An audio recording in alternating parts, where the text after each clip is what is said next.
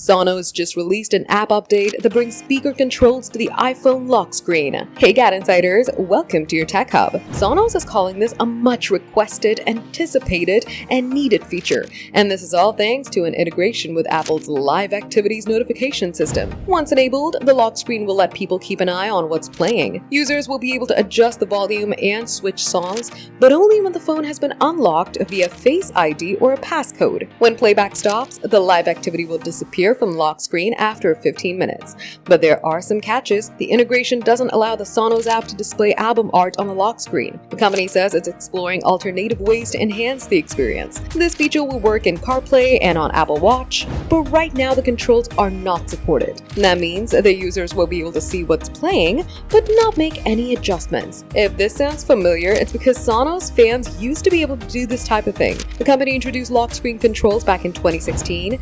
However, the feature was removed in 2023 because Sonos' integration with the lock screen didn't align with Apple's updated design framework. After that, Sonos had the worst redesign of its app. It was missing all kinds of crucial features, so reinitiating lock screen support took a backseat. However, the company promised to fix the app, and it's been doing just that.